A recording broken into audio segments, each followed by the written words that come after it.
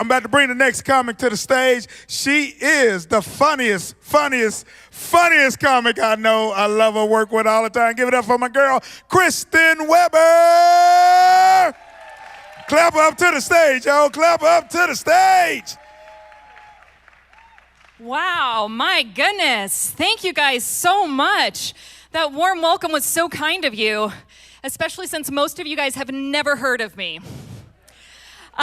So I recently moved to the South. I now live in Atlanta, Georgia. Yeah, we have some Southerners. It's great to be here with all y'all. Did I say that right? Atlantans. Yeah, but it always takes a little while to feel settled in a new area when you move. But I'm gradually starting to feel like an actual Southerner. Like I paid my taxes in Georgia this year. I planted flowers in some old tires. I joined eHarmony and got matched with my brother.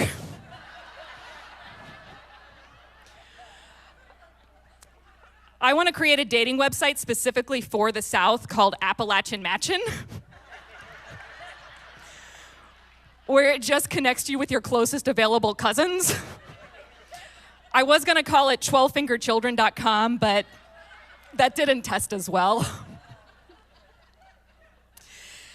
So anyway, we should probably go ahead and acknowledge the elephant in the room, the piece of furniture that I'm buckled into.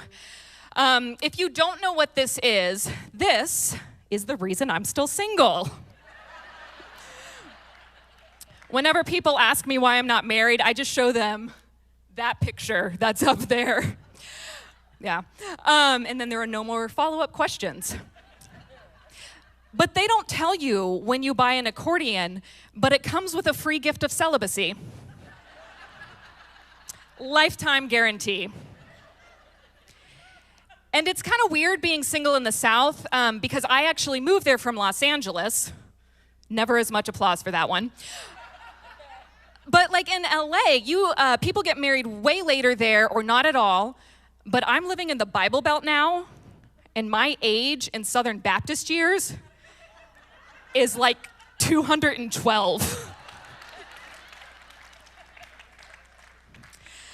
I really do like the South and Atlanta, but there are certain things I miss about Los Angeles. Mainly I miss the random things that happen when you live really close to Hollywood.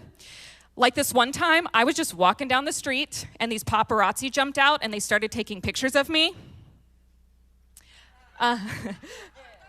No, to make a long story short, if in May, about 3 years ago, you guys saw a tabloid picture with a caption that read, "Anne Hathaway really lets herself go," that was me.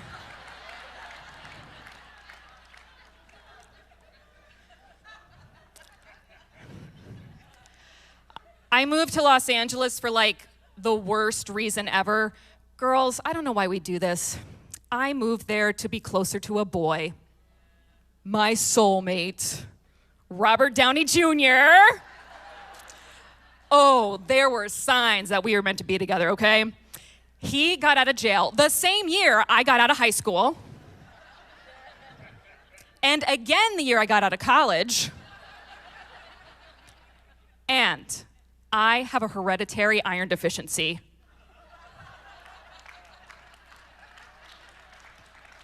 Is everybody who's going to get that joke gotten that joke? Okay, because we are at a church. We could break up into small groups, discuss the punchline, how it applies to our life, and then come back to the rest of the show. Oh. It was kind of surprising that I ended up in Los Angeles at all, because I was actually raised in another country called Texas. Yes. Rock on.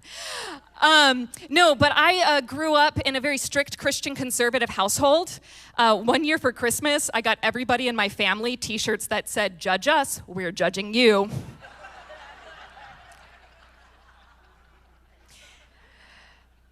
And it was interesting because before I moved to Atlanta for a little while, I actually moved back in with my parents because life was going great. No, it actually worked out well for me. I forgot how much I like getting 2 M&Ms every time I went potty. So.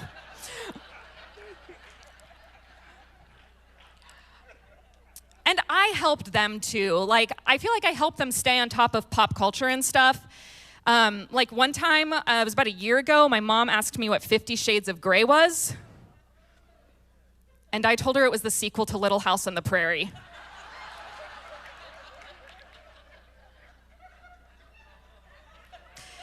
So, anyway, we also went to a very conservative church when I was growing up. The services were liturgical, which I think is Hebrew for way too long. And it was hard because my parents promised us kids that if we listened and we sat still, we would get to go to a buffet after. Because in our house, the reward for obedience was gluttony. But some of you guys also had that same rule. But it was hard because at the end of every service, this one elder would get up and pray. Mr. Clark was his name, and his prayers went on and on and on.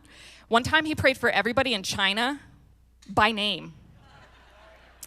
So I'm going to leave you guys with a parody that is dedicated to all the Mr. Clarks in the world. And I don't know what my voice is going to sound like. I've had some allergy issues this week. I feel like since we're in Nashville, the expectation's very high. So let's lower that to a 1.5. Everybody here, when they open their mouth, anyone in the city, it sounds like an angel. Like an angel with a twang, but an angel. But anyway, my neighbor gave me some essential oils. Does anybody use those? Yeah. I've been taking those, and I feel so much better. And also, I can now move things with my mind.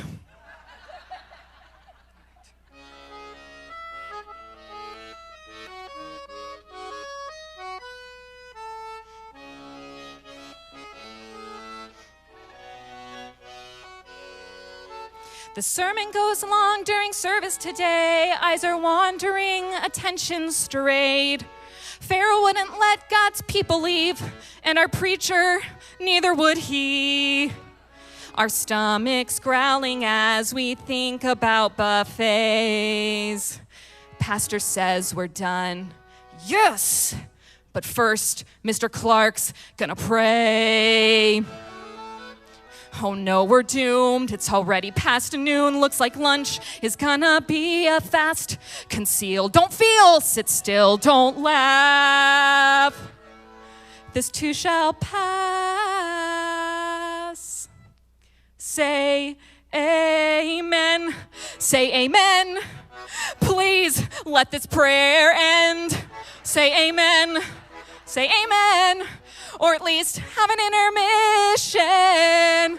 I know it sounds wrong, but a prayer should not be longer than a song. But this prayer is like the length of King Kong. I guess I'm learning patience anyway.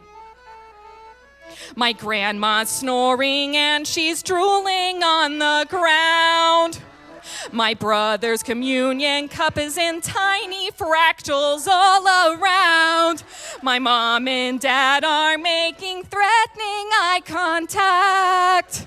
Homie's blessing a goldfish now. I'm sneaking out the back. Say amen. Say amen. Oh, let my people go. Say amen. Say amen. And have mercy on our souls. We might as well stay until next Sunday. The prayer will still be going on. I guess I'm learning patience anyway. You guys have been a joy and a delight to entertain this evening. Thank you so much. My name is Kristin Weber. Keep it going for Kristin Weber.